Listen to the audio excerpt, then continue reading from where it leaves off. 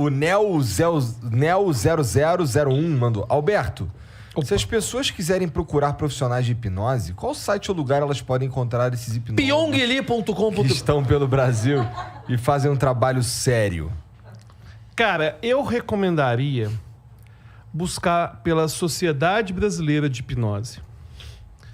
E uma forma fácil de você achar é pelo site hipnose.com.br. E, inclusive, o pessoal que quiser estudar presencialmente comigo, lá que vão estar também os cursos. Inclusive, quando eu falo de estudar de forma séria, qual que é o problema que surge, Igor?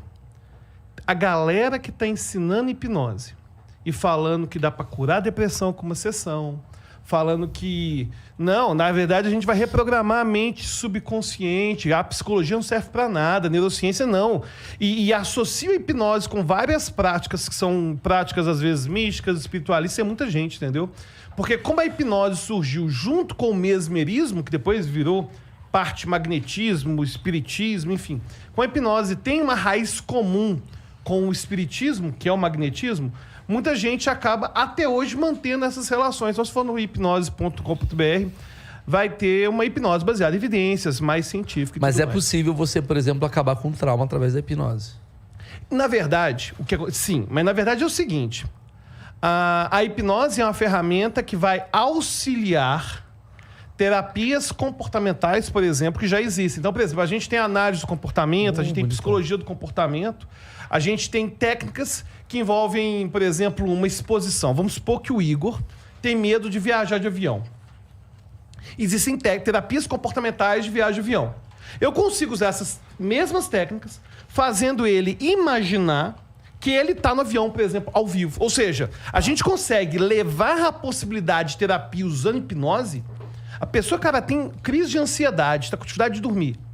Com a hipnose, a gente consegue pegar as possibilidades da terapia comportamental e levar para um nível... Vamos supor, por exemplo, que o Igor tem crise de ansiedade. Supondo, viu? Tô falando que você tem crise de ansiedade, não. Mas eu tenho. Por exemplo, quando você acorda de manhã. Então tá bom, então. Geralmente a minha é... Eu não consigo dormir. Exatamente, perfeito. Consegui dormir.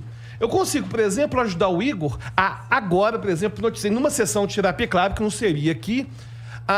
vamos imaginar que você vai dormir agora. O que passa na sua mente? Como se fosse agora. Ou seja, a hipnose consegue trazer isso e a gente trabalhar comportamentalmente com isso. Agora, uma coisa boa para dormir, inclusive com o Igor funciona bem, é criar um dispositivo que a gente chama de âncora de reindução em hipnose. Por exemplo, dá para criar com o Igor, com a terapia, um mecanismo, por exemplo, que vai tocar a testa.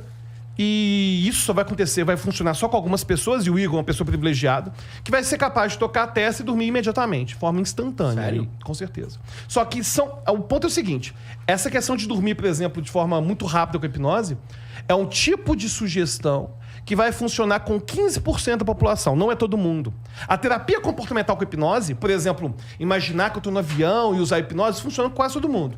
Agora, tem certos procedimentos, por exemplo, o Igor, dá para, por exemplo, com uma sessão, por exemplo, ensinar para ele a entrar em auto-hipnose. Cara, ele pode estar assim, adrenalina, cortisol, tocar, disparar o seu nervoso simpático e ele desligar na hora. Inclusive, se você quiser, depois a gente combina isso aí, ó. Resolve. Meu problema é só que o YouTube não monetiza a porra dos canais aí, a gente tá fudido e aí isso tira o meu sono, só isso. Sim, mas agora, se você quiser depois ter esse gatilho, a gente pode fazer assim. Não, porque eu preciso sentir raiva. Então, beleza. E isso vai te gerar adrenalina e cortisol pra você tomar as medidas que tem que ser tomadas. Você não dorme? O que é não dormir? Não dormir. Tem 2 dias que eu não durmo. Não, peraí. Calma. Meia horinha, 1 hora, 10 horas? Por aí, assim, eu dou as cochiladas. Caralho. Então, o YouTube te fudeu aí. Pô, agora, um dado caralho. importante... Salve, YouTube. Um dado muito importante, envolvendo isso que o Igor talvez ele não saiba. Existem vários comportamentos que fazem a manutenção de uma rotina depressiva. Vários. Inclusive, vou falar aqui rapidinho alguns que as pessoas podem mudar para poder não ter depressão. E é claro que se tiver depressão, tem que buscar um profissional. E eu não vou falar para a pessoa não pegar profissional. Claro que tem que ter profissional, psiquiatra, psicólogo, enfim. Primeira coisa que faz a pessoa entrar na retroalimentação da depressão é dormir mal. Isso é a primeira. A segunda, além de dormir mal, tem a ver com a exposição à luz solar. Cara, tem pesquisa que pessoas que pegam pelo menos 3 vezes por semana, de 5 a 15 minutos de luz solar, têm melhores alterações de humor do que pessoas que não tomam a luz solar. Bom, outra questão que faz a Só te manutenção. interrompendo, não à toa, países europeus têm a maior taxa de suicídio. Cara, caralho. e a pessoa que já foi pro inverno na Europa, cara, é assustador. Tipo, na Dinamarca. sei Você lá, acorda, por Finlândia. exemplo, o sol às vezes vai começar a surgir meio-dia, 11 acaba da manhã 5, né? e 5 da tarde não tem sol mais. Então, a questão do sol é importante. A questão de se conectar com pessoas. Ou seja, o cara começa a dormir menos, não pega a luz solar, ele não se conecta com pessoas. Aí, ele começa a não viver o momento presente e fazer atividades que geralmente ou levam a multitarefa, e ele não fica no aqui e agora, tendo cada experiência. Aí provavelmente começa a comer muitas coisas sem sentir o sabor das coisas. Ou até mesmo começa, olha que interessante, o sono é algo essencial para não ter depressão. Mas algumas pessoas, para fugir de uma vida que elas não querem viver, começam a forçar o dormir várias vezes ao longo do dia para poder ficar longe daquilo. Hoje eu estava lendo num livro uma parada muito interessante, que a depressão ela surgiu a partir do momento que os caçadores-coletores eles começaram a ter a reforma agrícola, né? A revolução agrícola, desculpa. Por quê? Antigamente... Deixaram de ser nômades. Não, pelo contrário. Eles eram caras caçadores-coletores. Então eles acordavam e falavam, vou caçar. Se eu não caçar, eu morro. Então não tinha futuro. A vida do cara é baseada num presente. Quando você tem uma plantação de berinjela, você começa a ter planejamento. E planejamento gera o quê? Futuro. E futuro pode gerar depressão. Porque você cria expectativa. Então foi dali o momento que foi criada a depressão na sociedade. Isso tu não tirou do teu cu. Não. Sapiens. Tá escrito no Sapiens. Isso é bem legal esse livro. É. Não, e tem um negócio interessante também envolvendo isso, que, inclusive, tem um filósofo foda que fez um poema chamado Ouro de Tolo, que é Raul Seixas. E, cara, ele fala assim, em vários momentos, cara, eu depois de já ter passado fome em Ipanema e ter morri de fome na cidade maravilhosa, hoje eu tenho um Corcel 73, eu tenho tudo aquilo que eu queria, mas eu tô decepcionado, porque não era nada daquilo, né? E na verdade, cara, isso surge por alguns motivos.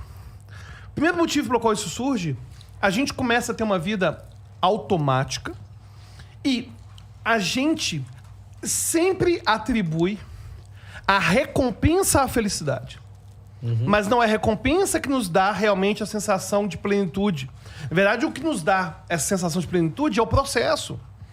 Então, como os Enzos, um abraço aí pros Enzos, eu amo os Enzos.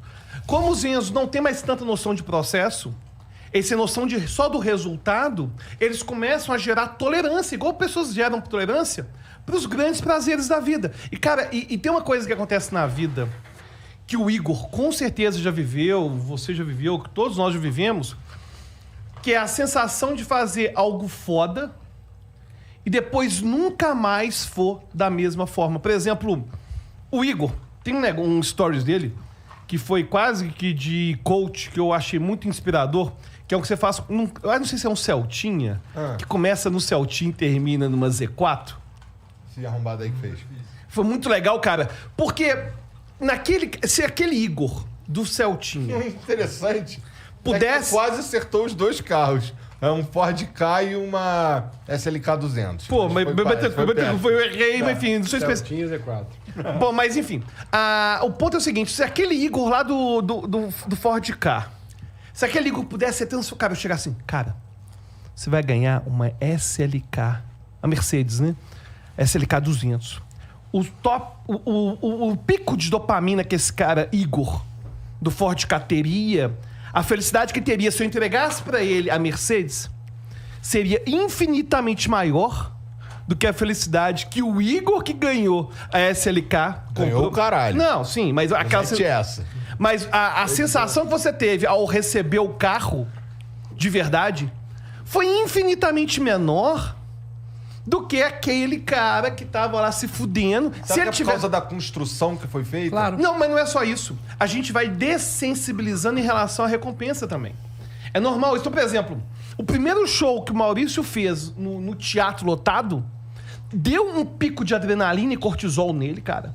Deu uma adrenalina nele, cara, que provavelmente não se repete. Com certeza. E Que é o isso lance da cocaína. Cara, você Que tem é o uma lance ideia. do crack. É verdade. Mas é mesmo. É mesmo. Você é um arrombado, tu leva pra um extremo muito rápido. Mas é isso. Mas o princípio do vício é o mesmo. princípio do vício é esse. O princípio do tolerância. vício é você querer repetir o tempo todo aquela sensação que você nunca teve.